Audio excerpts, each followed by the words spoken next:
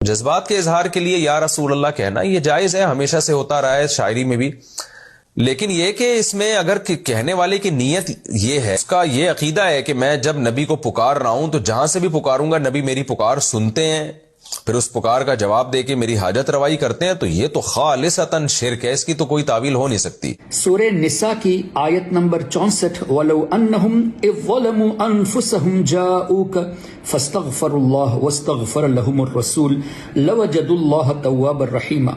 اس آیت کریمہ کی تفسیر میں حافظ ابن کثیر ہی کو اٹھا لیجئے، وہ کہتے ہیں کہ علماء کی ایک جماعت نے، مشائخ کی ایک جماعت نے اس واقعے کو نقل کیا ہے۔ کون سا واقعہ؟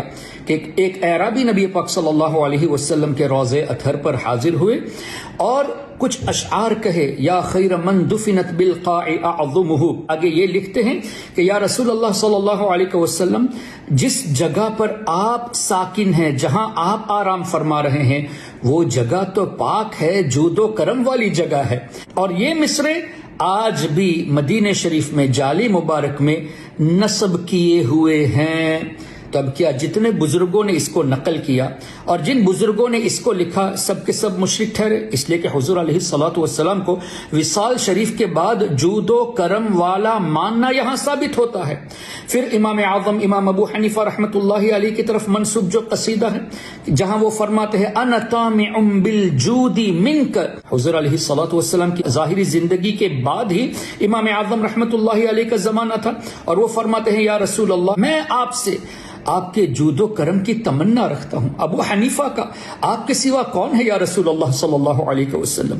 تو کیا جذبات میں شرکیہ الفاظ کہے جاتے ہیں؟ اسی طرح دیوبندیوں کے جو پیر ہیں حضرت مہاجر مکی رحمت اللہ علیہ، ان کے اشعار بھی تو موجود ہیں۔ اب لگاؤ فتویٰ ان پر مشرک ہونے کا، امام اعظم پر مشرک ہونے کا۔ اور تفسیر ابن کثیر میں جہاں یہ لکھا ہے کہ علماء کی ایک جماعت نے اس واقعے کو نقل کیا، اب لگاؤ فتویٰ، یہ کیسی بے وقوفی ہے کہ جذبات میں شرکیہ الفاظ کو کہا جا سکتا ہے، شاعری میں کہا جا سکتا ہے، لیکن ارادہ نہیں ہونا چاہیے ایسا۔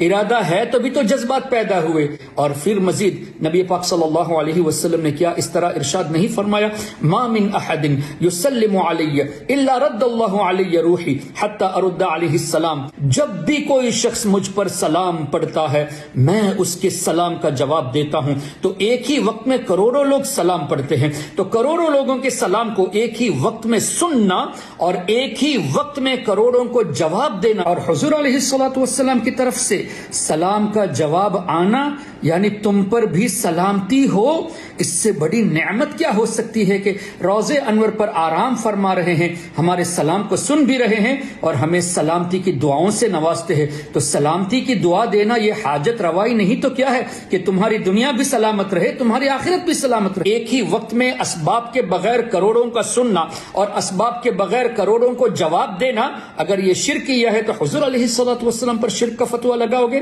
شرک کی تعریف نہ یہ خود سمجھتے ہیں اور نہ ہی سمجھنے کی کبھی کوشش کی، اسی لیے غلط ڈیفینیشن دے کر لوگوں کو گمراہ کرنے کی کوشش میں لگے ہوئے ہیں۔ اللہ تبارک و تعالی اس طرح منافق صفت لوگوں سے قوم کی حفاظت فرمائے، آمین۔ والسلام علیکم ورحمۃ اللہ۔ اگر آپ نے ابھی تک ہمارا چینل سبسکرائب نہیں کیا تو ہمارے چینل کو سبسکرائب کر لیں۔